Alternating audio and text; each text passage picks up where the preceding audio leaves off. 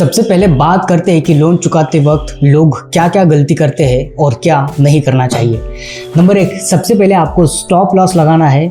कोई भी नया लोन लेना अवॉइड करना है, चाहे वो बाय नाउ पे लेटर हो या क्रेडिट कार्ड की EMI ही क्यों ना हो। जब तक आपके सारे लोन क्लियर नहीं हो जाते, आपको नया क्रेडिट टच भी नहीं करना है। एक लोन चुकाने के लिए नया लोन लेना मतलब ये आग बुझाने के लिए पेट्रोल डालने जैसा है, इसीलिए हमें अवॉइड करना चाहिए। नंबर 2, लोगों को ये पता नहीं होता कि पहले कौन सा लोन बंद करना है, जिसकी EMI सबसे बड़ी है या जिसका इंटरेस्ट रेट बहुत ज़्यादा है। नंबर 3, कर्ज होने के बाद भी लोग दिखावे की लाइफ स्टाइल कम नहीं करते। Number 4, no emergency fund.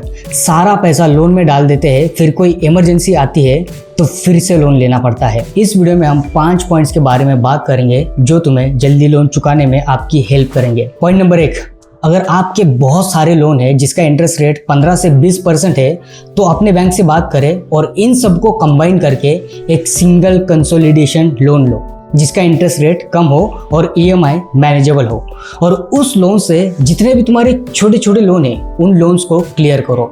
इसमें मैं होम लोन की बात नहीं कर रहा हूँ, होम लोन बहुत बड़ा होता है। इससे क्या होगा कि तुम्हारे EMI कम हो जाएंगे, जिससे तुम्हें हर EMI की डेट्स याद रखने की ज़रूरत नहीं पड़ेगी। और दूसरा, आपका एक ही EMI आपको हर महीने पे करना पड़ेगा और आपका कैश फ्लो भी क्लियर रहेगा। Point number 2, 50-30-20 rule.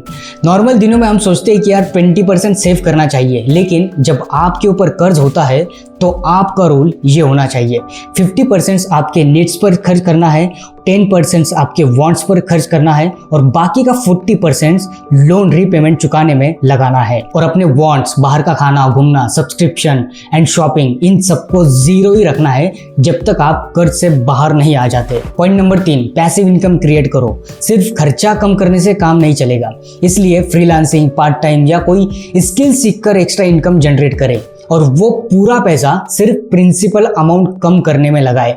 लोन का मैथ्स 3 चीज़ों पर डिपेंड होता है। नंबर 1, आपकी principal amount, number 2, interest rate और नंबर 3, लोन का ड्यूरेशन। एक्स्ट्रा पैसे भरने के लिए या तो आपको खर्चे कम करने पड़ेंगे या तो आपको इनकम को बढ़ाना पड़ेगा। कुछ खर्चे ऐसे होते हैं जिसको आप कम नहीं कर सकते, इसमें पैसिव इनकम आपकी बहुत ज़्यादा हेल्प करता है। अगर आपकी सैलरी बढ़ती है या कहीं से पैसिव इनकम आती है तो आप अपने लोन की EMI अमाउंट को ज़्यादा बढ़ा दें, इससे आप लोन की अमाउंट को जल्दी चुका पाएंगे। मान लीजिए आपकी सैलरी 8% से बढ़ती है तो आपको EMI की अमाउंट 5% बढ़ाकर पेड करनी है। इससे क्या होगा कि आप 20 साल के लोन को 12 साल में चुका पाएंगे। और हमेशा एक बात का ध्यान रखना, लोन लेते समय उस लोन का ड्यूरेशन यानी कि कितने साल या महीनों के लिए ले रहे हो ये सोच समझकर चुनना चाहिए, क्योंकि जितना ज़्यादा ड्यूरेशन आप चुनोगे उतनी कम EMI आपको भरनी पड़ेगी।